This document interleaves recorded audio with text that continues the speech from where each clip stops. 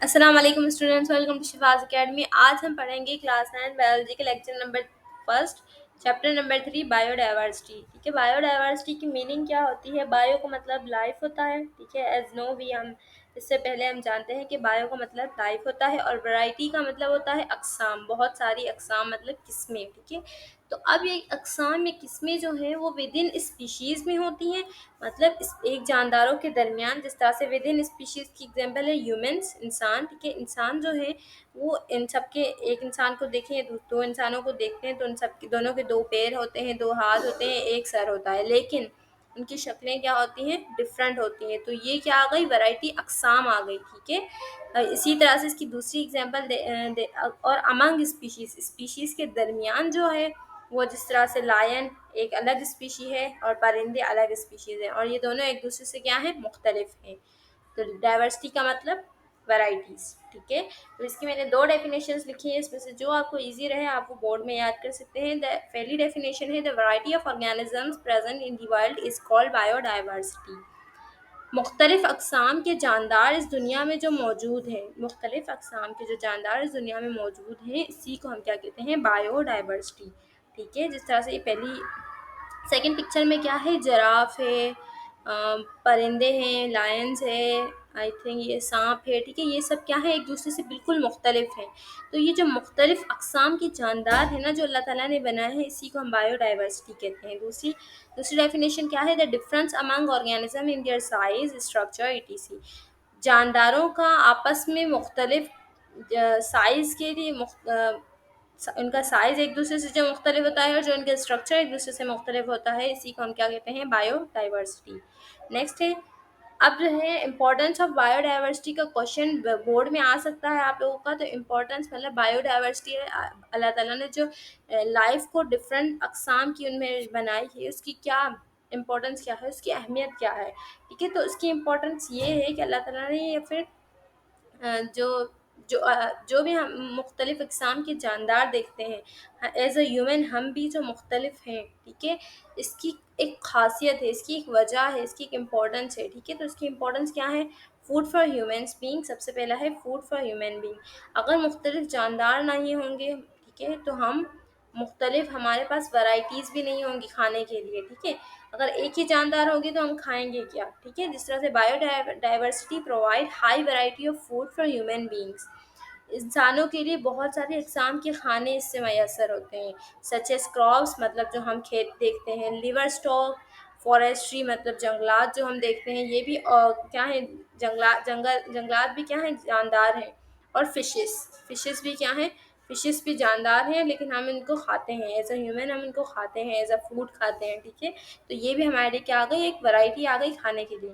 Second क्या है, production of drugs. Drugs का मतलब यहाँ पर वो नशे, आप नेगेटिव ना लें, ड्रग्स का मतलब यहाँ पर मेडिसिन है। ठीक है, तो अगर मुख्तलिफ अक़साम के जानदार मौजूद नहीं होंगे तो हमारे लिए उससे मेडिसिन्स नहीं बन सकती। ठीक है, अगर जानदार मौजूद नहीं होंगी तो हमारे पास मेडिसिन्स भी नहीं होंगी। तो biodiversity help in production of different drugs such as streptomycin, neomycin, erythromycin. ठीक है, ये जो सारी है ना, ये क्या है, ये डिफरेंट किस्म की ड्रग्स हैं। ठीक है, ये ड्रग्स हमारे पास कहाँ से आती हैं, drive from fungi and fungi से। तो फंजाई क्या होता है, फंजाई एक जानदार है। ठीक है, जो हमारी नेकाई से, फंजाई जो है जानदार है। ठीक है, वो उनके डिफरेंट है, उनका अलग स्ट्रक्चर होता है। ठीक है, वो एक जानदार है। तो उनसे जो हमें हासिल होती है ना, जो वो हमारे लिए एज ए ड्रग होती हैं। ठीक है, वो हम यूज़ करते हैं ताकि हमारे अंदर अगर ऐसा कोई पैथोजन मौजूद है, ठीक है, जो हमें हार्म पहुंचा रहा है, तो हम उससे क्या कर सकें, डिफेंस तैयार कर सकें। जिस तरह से हम देखें तो पोलियो की देख लें, वैक्सीन है। ठीक है, वैक्सीन किस तरह से बनती है, वो पोलियो वैक्सीन, वो उसी वायरस को हम क्या कर लेते हैं, पैरालाइज कर लेते हैं। ठीक है, तो उससे आप, हम उसी ऑर्गेनिज्म से हम अपने लिए क्या बना रहे हैं, वैक्सीन बना रहे हैं, ताकि हम उस जानदार से महफूज रह सकें। ठीक है, नेक्स्ट है इंडस्ट्रियल बेनिफिट्स। अगर मुख्तलिफ अक़साम मौजूद नहीं होगी तो हमारे पास इंडस्ट्रीज़ भी नहीं होंगी। Industries, biodiversity play an important role in the production of industrial material such as building material, जिस तरह से बायोडाइवर्सिटी प्रोवाइड करती है हमें इंडस्ट्रियल मटेरियल, कौन से इंडस्ट्रियल मटेरियल, जिस तरह से बिल्डिंग मटेरियल, जिस तरह से बिल्डिंग बनाने के लिए जो मटेरियल चाहिए होता है वो भी बायोडाइवर्सिटी से मिलता है। फाइबर्स, वो भी बायोडाइवर्सिटी मतलब मुख्तलिफ जानदार से मिलता है। डाइज, रिजाइंस, रिजाइंस कहते हैं ग्लू या गम्स को। गम्स, एडहेसिव, एडहेसिव का मतलब होता है जो चीज़ चिपका सके, दो दो चीज़ों को या फिर को एक दूसरे में जम कर सके, चिपका सके। Rubbers and oil drive from plant, ये क्या है, ये जितने भी गम्स वगैरह जो होते हैं ना, बहुत पुराने जो पौधे होते हैं, दरख्त होते हैं ना, उनसे हमें ये ग्लू और ये हासिल होते हैं, ठीक है। तो अगर वो जानदार, वो मुख्तलिफ पौधों में भी तो बहुत किस्में हैं, ठीक है, सिर्फ फ्रूट प्रोवाइड नहीं करते हैं, वो हमें ड्रग भी प्रोवाइड करते हैं, उससे हमें गम्स वगैरह भी मिलते हैं, ऑयल भी मिलता है, ठीक है, खाने की चीज़ें भी मिलती है, तो ये सब भी हमें उनसे हासिल होती है, ठीक है। नेक्स्ट है रिलेशनशिप, रिलेशन विथ इकोसिस्टम। अब डिफरेंट ऑर्गेनिजम्स होंगे, ठीक है, तो उनका आपस में इकोसिस्टम से क्या ताल्लुक होगा। Biodiversity is essential component of ecosystem.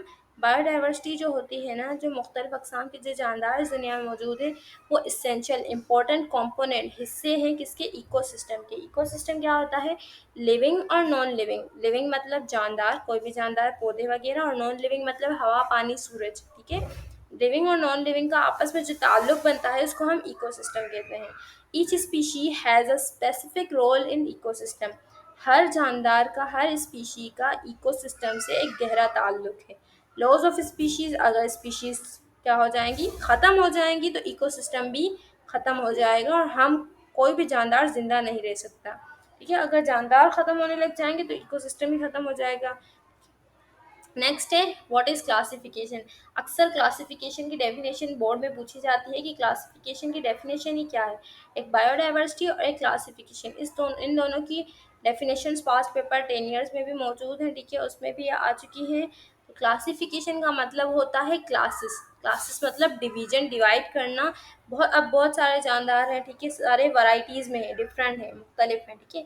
अब अगर हमें उनके पढ़ना है एज अ साइंटिस्ट अगर हम हैं, ठीक है, तो अगर हमें उन्हें पढ़ना है तो हमें अपने लिए आसानी पैदा करनी होगी। हम हर किसी को उठा उठा के नहीं पढ़ सकते, ठीक है, हमें किसी एक स्पीशी को पढ़ के उसके पूरे ग्रुप्स को पढ़ना है, ठीक है। हर किसी पे टाइम ज़ाया नहीं कर सकते, इसीलिए क्या किया है, साइंस ने इन सबको क्लासिफाइड किया है, उनको ग्रुप्स दे दिया है। समझ लिया, हम जिस तरह से बहुत सारे बच्चे हैं एक स्कूल में, ठीक है, तो अब हम हर किसी को एक क्लास में बिठा के एक एक बच्चे को नहीं पढ़ाएंगे।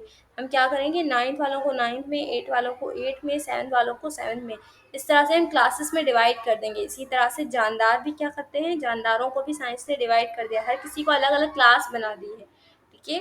तो क्लासिफिकेशन की डेफिनेशन क्या है, the arrangement of organism into groups. Organism, जानदारों को ग्रुप्स में डिवाइड कर देना, और या फिर सब ग्रुप्स में, या फिर उस ग्रुप्स के भी सब ग्रुप्स में डिवाइड कर देना, किस बेसिस पर, on the basis of similarities and different, उनकी एक दूसरे से सिमिलरिटीज़ मिलने की वजह से उनको डिवाइड करें, या फिर वो जिस तरह से मुख्तलिफ हो इस वजह से उनको डिवाइड करें, इसी इज़ कॉल्ड क्लासिफिकेशन, ठीक है। Thanks for watching. अगर कोई क्यूरी हो तो आप लोग मुझे कमेंट बॉक्स में पूछ सकते हैं। इस वीडियो को ज़्यादा से ज़्यादा शेयर करें ताकि दूसरे लोगों को भी फ़ायदा हो, ठीक है। थैंक्स, और सब्सक्राइब करना ना भूलें।